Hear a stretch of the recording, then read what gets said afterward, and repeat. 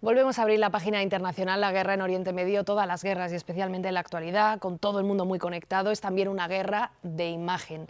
Y controlar la imagen que las partes involucradas quieren acarrea propaganda y acarrea censura en los medios de comunicación, porque la censura es ese control. Lo último, la agencia federal que regula las transmisiones en Estados Unidos ha amenazado a los medios que considera están haciendo una cobertura negativa. En concreto, el que es el presidente de esta comisión, de la Comisión Federal de Comunicaciones, Brendan Carr, ha dicho lo siguiente, textual: las radiodifusores que están difundiendo engaños y distorsiones informativas, también conocidas como noticias falsas, tienen ahora la oportunidad de rectificar el rumbo antes de que llegue el momento de renovar sus licencias. Así que vamos a analizar lo que está pasando en Estados Unidos y también en Irán e Israel, es decir, en todas las partes involucradas en este conflicto y las dificultades que afrontan los profesionales en estos países. Enseguida vamos a hablar con Alfonso Bauluz, que es presidente de Reporteros Sin Fronteras, pero antes, esa noticia que les comentaba José Antonio Gurpegui, catedrático de Estudios Norteamericanos del Instituto Franklin de la Universidad Alcalá de Henares. Muy buenas tardes. Hola, muy buenas tardes.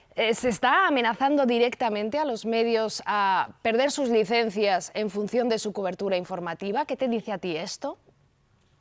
Hombre, las declaraciones de Carr que habéis leído hace un momento, yo creo que son muy claras, ¿no? Está teledirigiendo lo que los medios de comunicación tienen que decir.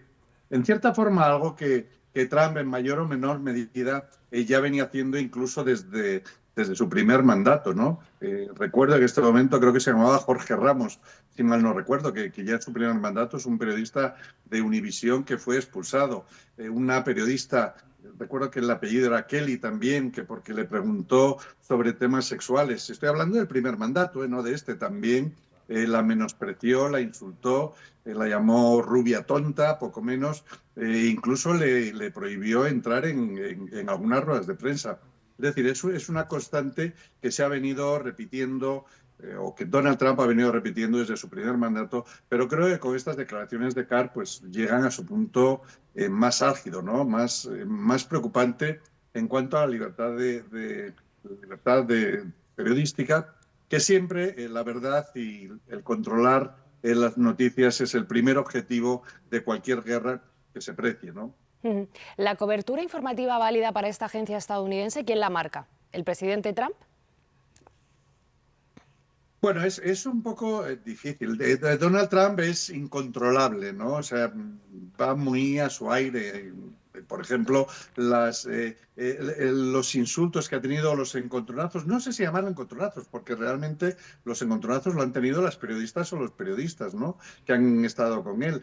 Entonces, yo no sé, hombre, quiero pensar que efectivamente pues está todo el gabinete de prensa detrás en la Casa Blanca, pero creo que sus reacciones son ciertamente espontáneas en algunos casos, como cuando llama cerdita a una periodista o cuando el otro día, no recuerdo, estoy hablando de la semana pasada, claro, tiene tantas comparecencias de que me disculpen quienes están viendo esto que no recuerdo exactamente cuándo fue, ¿no? Pero un reportero de la CNN decía, no, a ti no te voy a contestar porque la CNN no hace más que contar mentiras, ¿no? O de la CBS, es algo muy común en Donald Trump y yo pienso que tiene que ver más con su forma de ser que con algo que esté teledirigido por todo lo que es su gabinete de prensa, el gabinete de prensa de la Casa Blanca, que obviamente es muy poderoso.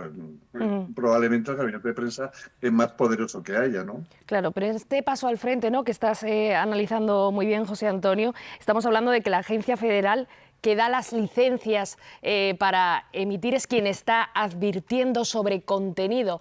Yo me pregunto si esto se ha hecho más veces en Estados Unidos cuando el país entra en guerra o en situaciones conflictivas. No, que yo recuerde, no ha habido nunca esta amenaza tan directa, ¿no? Que es, como te estaba comentando un poco, el punto, estoy recordando ahora otro caso que para mí fue muy llamativo, al fin lo que le está diciendo, el famoso reportero australiano que le preguntó sobre el posible enriquecimiento que tenía, estoy hablando de hace 2 o 3 meses más o menos, y que le dijo que estaba haciendo daño a Australia y le prohibió incluso las 2 o 3 siguientes ruedas de prensa en la Casa Blanca, se le prohibió entrar. Es decir, esa censura, esa amenaza continua a los medios de comunicación tradicionales es algo constante. Claro, lo de Carr, la amenaza de Carr, que has leído hace un momento y que yo ya conocía, Mm. creo que es un paso muy importante, porque claro, no está amenazando ya a un periodista en concreto o a una cadena de televisión en público acusándola de manipular, de propagar bulos, de ser falsa, de no ajustarse a la realidad, sino que ahora está atacando ya al propio centro de comunicación con condenarlo al ostracismo, ¿no? O sea, el no darle una licencia, con lo cual desaparecería. Yo creo que es una de las mayores censuras que conozco y Ujú. no tengo noticia de que eso haya ocurrido antes nunca en los Estados Unidos. Estamos viendo ese esfuerzo de toda la administración Trump para que se cuente su verdad. No sé si esto puede derivar en autocensura o son los medios un poder suficientemente fuerte e independiente hoy en día en Estados Unidos. Es muy difícil, ¿no? ¿Hasta qué punto la autocensura funciona en los periodistas? Hombre, hay editoriales realmente duros. Recuerdo la editorial del New York Times, la editorial del New York Times, cuando comenzó la guerra, creo que fue el domingo de hace, no este último domingo, sino el de Sí. hace 2 semanas, que era durísima contra Donald Trump. Claro, Trump y la administración Trump, estoy viendo ahí de nuevo a Carr, le sabe el daño que le hace y sabe que en un momento bélico como este, en que las cosas además no le están marchando bien, el tener controlada la información para él es fundamental. Trump es el verdadero artista de la posverdad, de poder tergiversar las informaciones a su antojo. Recuerdo muy llamativo, ¿no? Un juez federal le dice que tiene que retirar las tropas que había desplegado a los reservistas que había desplegado en Washington, en Los Ángeles y en Chicago, entonces la retira y dice, bueno, ya hemos cumplido nuestra misión, ahora nos vamos. No, te han obligado a marcharte, ¿no?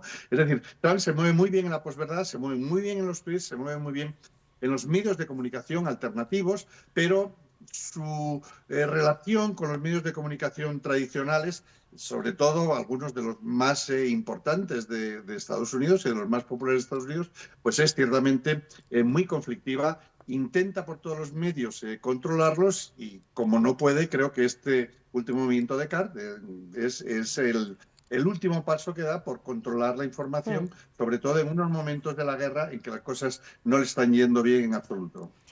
Muchas gracias, José Antonio, por tu análisis y por tu tiempo, como siempre. Y nos vamos a la otra pata, porque estos días también hemos ido comentando, ¿no?, las dificultades de los periodistas en Irán, en Israel, para informar con libertad.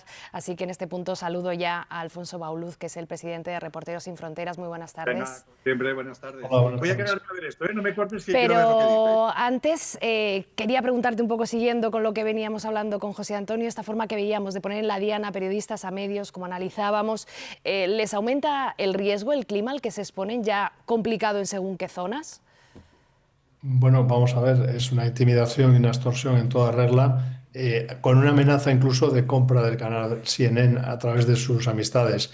En realidad, los periodistas que estén sobre el terreno, pues obviamente se encontrarán en una situación de mayor vulnerabilidad, puesto que puede cundir el ejemplo, puede cundir la hostilidad y sobre todo puede hacer aún más difícil su trabajo en zona de conflicto. Vamos a entrar en detalle. Te voy a preguntar primero por Irán, ¿a qué presión o represión se enfrentan los periodistas en Irán? Bueno, vamos a ver, digamos que para los escasos periodistas internacionales que hay, los corresponsales, digamos, tienen absolutamente controlados sus movimientos, les obligan a pedir permiso cuando tienen que rodar o grabar, siempre tienen que aprobar el trabajo que están haciendo, cómo se mueve, entonces en ese sentido es muy difícil y es verdad que entre periodistas internacionales, algunos en el caso de los que tenían doble nacionalidad, se han producido detenciones de los que tenían la nacionalidad estadounidense y la iraní. Luego los enviados especiales que acuden con unos visados por una duración muy limitada, exactamente igual les prohíben abandonar la capital, quieren supervisar todos los contenidos, quieren supervisar los enfoques, están muy encima. Es muy burdo, pero es la manera en la que trabaja desde hace muchos años. ¿Y en Israel? En Israel es más sutil, digamos que a quienes no señalan los atropellos de las Fuerzas Armadas israelíes les dejan trabajar. Obviamente ese es un enfoque de cómo se puede ver el conflicto, especialmente entre los medios nacionales israelíes, pero para los periodistas internacionales está prohibido el acceso a Gaza, está limitado y muy restringido el acceso al sur del Líbano, donde hay que recordar que incluso los soldados españoles han sido objeto de fuego por parte de las fuerzas israelíes y son fuerzas internacionales desplegadas con una misión de Naciones Unidas. Israel a la hora de eliminar testigos no tiene impedimentos y desgraciadamente los periodistas para el gobierno de Netanyahu son un obstáculo para, bueno, su discurso, que por otra parte son unos auténticos ases de la propaganda. El trabajo ya de por sí condicionado por las bombas que te caen y por el clima intenso que te rodea de trabajar en medio de una sociedad que está viviendo una guerra, ¿qué relatos, qué testimonios os llegan de cómo se está pudiendo trabajar? Bueno, vamos a ver, en la zona del Líbano, si se accede desde la capital hacia el sur, el riesgo son los drones israelíes que hacen un seguimiento exhaustivo y hemos comprobado que no dudan en atacar y asesinar periodistas porque son crímenes de guerra, civiles desarmados.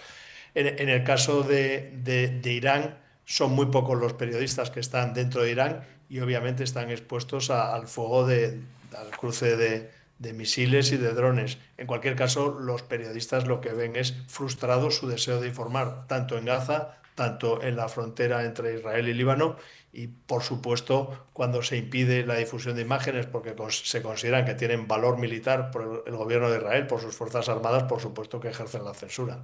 Pues Alfonso Bauluz, presidente de Reporteros Sin Fronteras, muchísimas gracias por haber atendido al canal 24 Horas. Gracias, buenas tardes.